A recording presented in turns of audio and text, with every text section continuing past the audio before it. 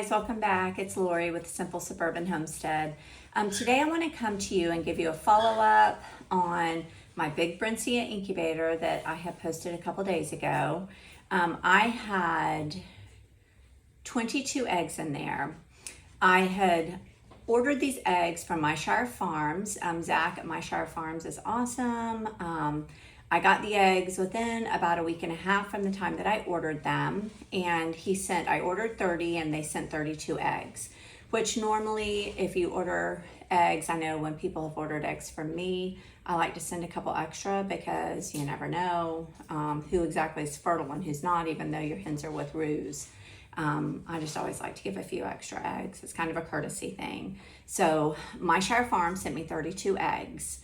Out of that 32 eggs, 22 of those went into lockdown, which is a pretty good number because they did come from out of state. So they traveled through the postal system, and that can change things as well. Plus the amount of time that it took for me to get them from the time that I ordered. Not sure how long from the time that they shipped that they arrived to me. Plus I left them set for about 12 to probably 16 hours on the counter so that the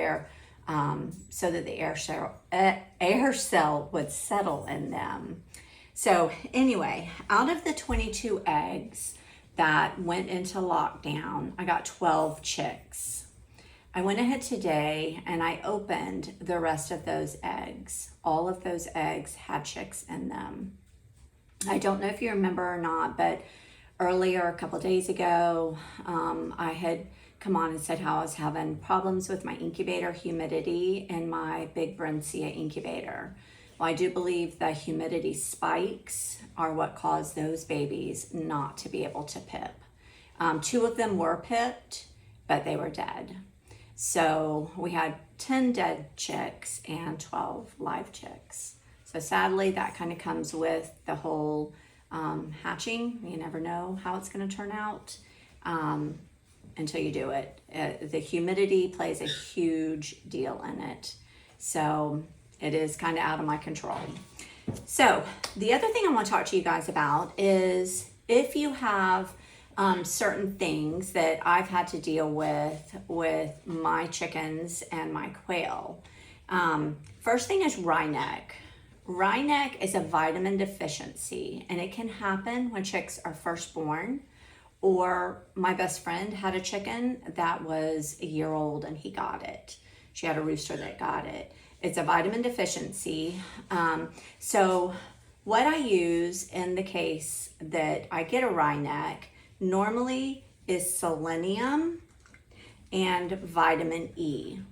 These 2 things are very good to bring the birds back to health in a relatively quick time. You can put both of them right in their water. I put them right in the base of the water. I don't put it up in the jug. I put it in the base. And I do that once a day so that the fresh water that they're drinking at that time has the medicine in it. You can also give them eggs, scramble up an egg, or if it's a baby chick, you can just give them an egg yolk, like on a spoon, and dip their beak into it. I have never had a wryneck quail.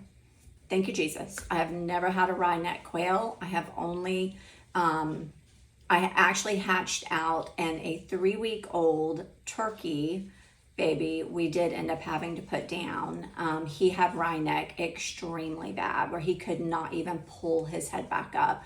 Wryneck is basically when they throw their heads back and they can't get that balance to bring their heads back up. So once you get their vitamins, you can also give them, for chickens, you could give them cat food, you can give them tuna fish, anything that's a good protein is very good if they have wryneck. And these things are also really good for splay leg.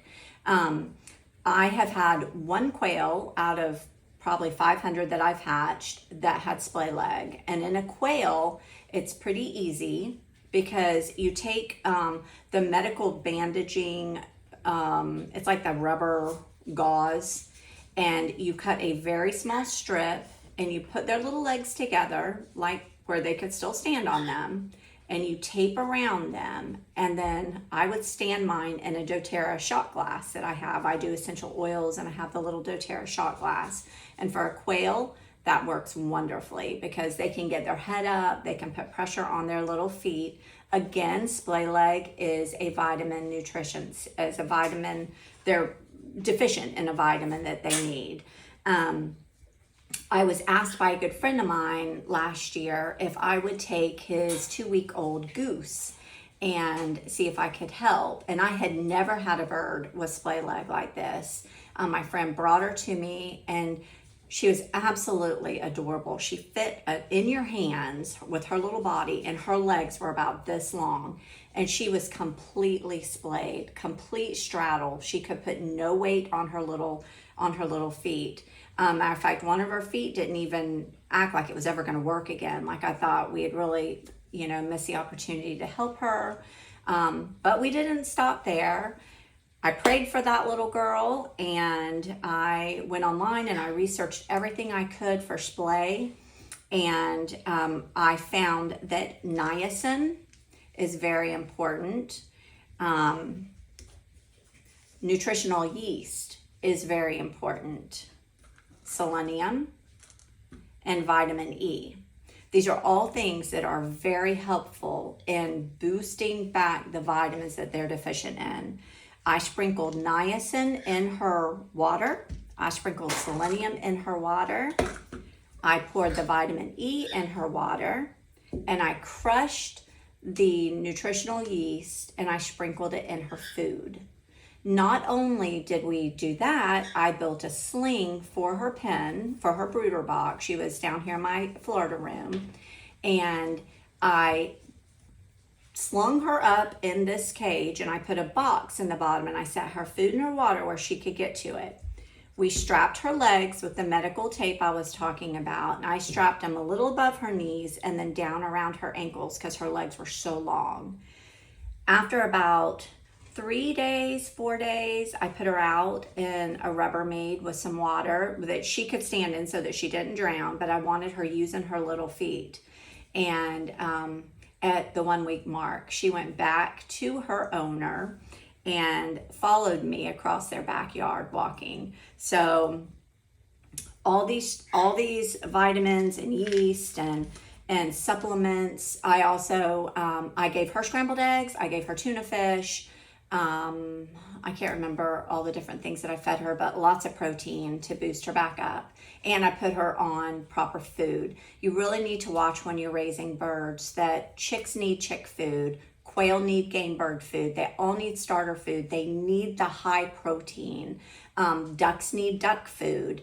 If they don't have the right amount of protein in the beginning, then and the right amount of vitamins, then they're going to be lacking in their vitamins, and they're going to more than likely end up with either wry neck or splay leg. I still don't know how my turkey got wry. He was on everything and I treated him for everything, and I don't know if maybe there was something else going on with him genetically, but anyway, he didn't make it, sadly.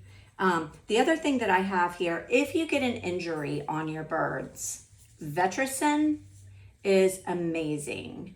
Vetericyn is a spray. My baby quail that I moved into the brooder this morning that had a bloody beak, I've already started doctoring it. You can dip a Q-tip into it and you can put it right on their bloody spots.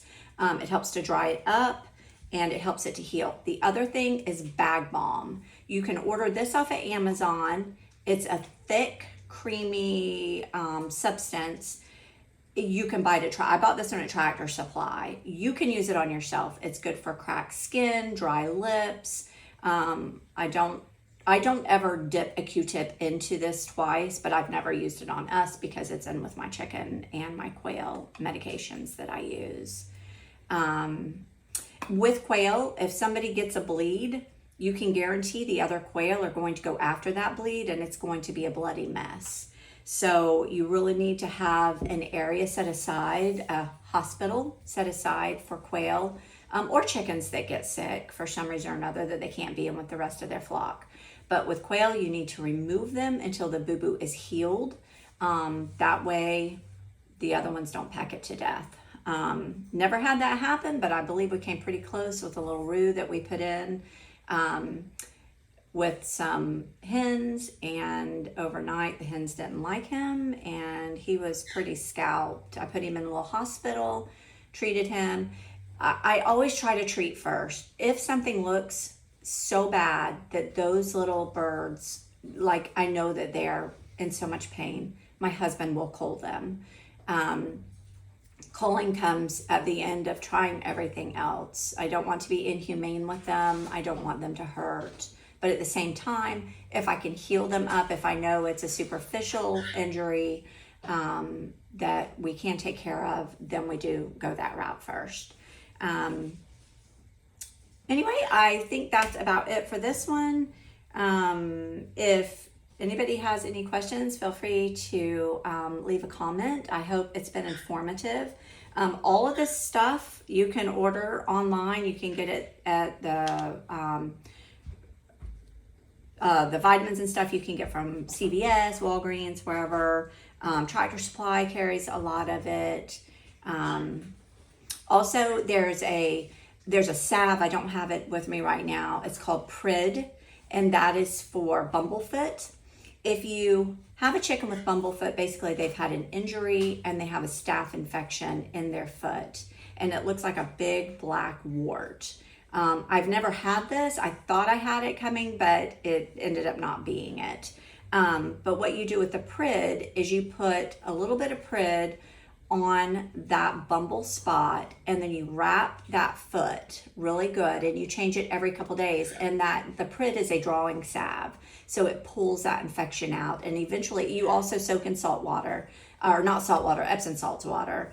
You soak and you do this every day or every couple of days, and then eventually that spot will work its way out. You may have to squeeze it, you may have to cut it.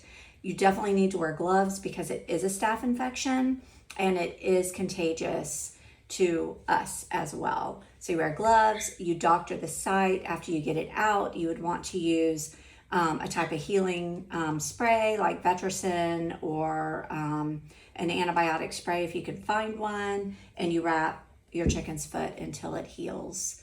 But other than that, I think that's about all I've experienced with my birds. Like I said, I hope this has been informative, and I'll be bringing more content to you as I can. Thank you guys. God bless.